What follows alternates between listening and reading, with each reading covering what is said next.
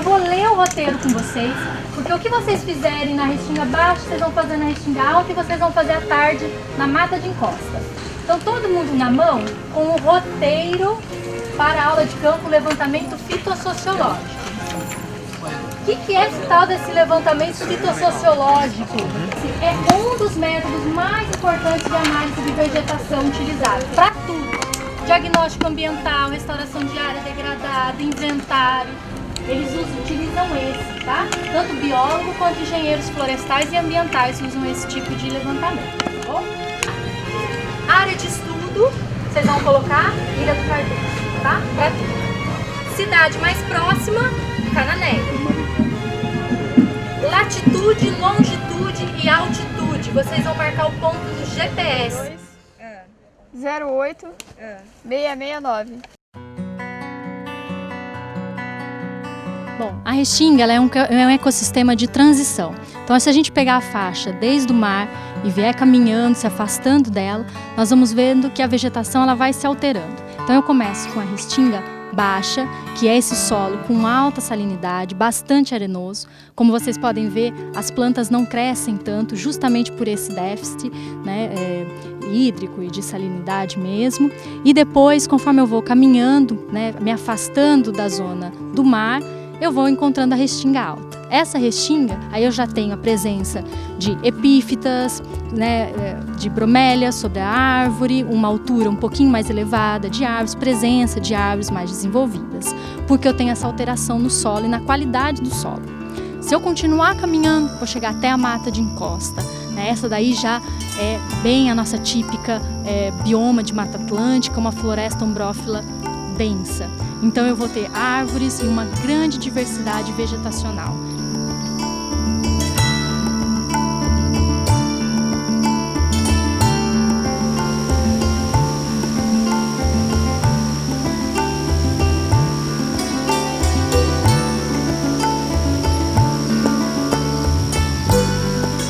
A Mata de Encosta é um ecossistema que ele de alguma maneira também representa uma continuidade entre a Restinga Baixa e a Restinga Alta. O ambiente ele é bastante rico em termos de nutrientes, a cobertura vegetal ela é muito maior e uma característica que poderia identificar de uma maneira bastante fácil, ela tem uma certa elevação e nós descobrimos assim de uma maneira indireta pelo tipo de raiz que o vegetal apresenta, ou seja, por ser um tipo de solo onde ele tem uma profundidade muito baixa, a planta ela tem que ter uma adaptação para sobreviver nesse local, que seriam, por exemplo, as raízes tabulares, ou seja, a planta tem que pegar essas raízes e colocar distribuída ao seu redor para que possa sustentá-la, ou seja, ela não tem capacidade de aprofundar para poder ter uma sustentação adequada. Nós precisamos entender como funciona a fitossociologia. Eu tenho que saber a importância da relação que há em termos de distribuição espacial entre um vegetal e outro. Por isso que nós, de uma certa forma, colhemos os seguintes dados. Um desenho esquematizado de onde as aves estão distribuídas espacialmente. O tamanho da copa que essa amostra que nós escolhemos, que nesse caso foi 5 metros por 10, portanto um retângulo. Então todos os vegetais que tem dessa amostra, nós procuramos identificar. Analiso esse tipo de distribuição, essa relação, e quando eu quero fazer uma restauração, eu poderia pegar esse modelo e de alguma certa forma utilizar. É o solo que determina esses ambientes de um para o outro. Então tem uma sucessão ecológica, né?